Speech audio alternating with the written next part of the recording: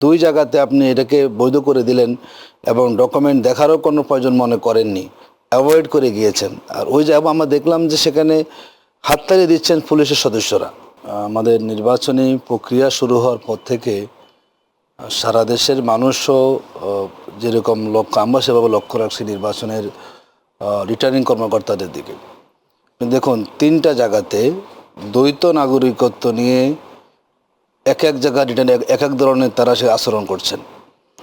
কুড়িগ্রাম 3-এ জামাতের প্রার্থী মাহবুব আলম সালেহী, তিনি তার ডকুমেন্টগুলো নিয়ে হাজির হওয়ার পরও কিন্তু না শুনে তার মনোনয়ন বাতিল করে দিয়েছেন।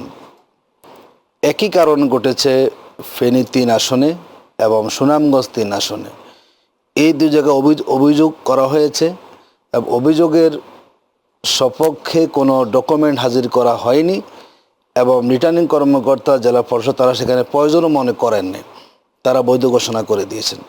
তো একই ইস্যুতে রিটার্নিং কর্মকর্তাদের ভিন্ন ভিন্ন আচরণ এবং ওই দুজন প্রার্থী কিন্তু তারা বিএনপির তারা মনোনীত প্রার্থী, কুড়িগ্রাম 3-এর প্রার্থী জামাতের প্রার্থী। তো দুই জায়গাতে আপনি এটাকে বৈধ করে দিলেন এবং ডকুমেন্ট দেখারও কোনো প্রয়োজন মনে করেননি, অ্যাভয়েড করে গিয়েছেন। আর ওই যে আমরা দেখলাম যে সেখানে হাততালি দিচ্ছেন পুলিশের সদস্যরা।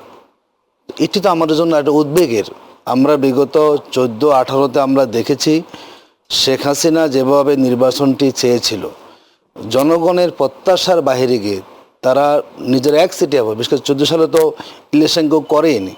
18-তে যখন আমরা দেখলাম যে আইন শৃঙ্খলা বাহিনী ডিসিএসপিরা প্রত্যক্ষ তাদের তত্ত্বাবধানে বলা যায় রাতে ভোট হয়েছে। তো সেই জায়গায় যখন আমরা দেখি যে এই সময় এসেও রিটার্নিং কর্মকর্তা বৈধ ঘোষণা করেছেন, একদিকে হাততালি দিচ্ছেন, আবার জামাতের প্রার্থী হামিদুর আজাদের যখন বাতিল হয় সেখানেও কিন্তু কি করেছেন, আবার সরকারি তারা সেখানে হাততালি দিচ্ছেন।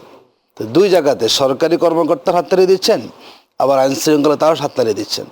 এটাতে আমাদের কাছে মনে হচ্ছে আমাদের দেশে যারা এখন কর্মকর্তারা আছেন প্রশাসনের, তারা কোনো একটা জায়গা থেকে তারা নিয়ন্ত্রিত হচ্ছেন।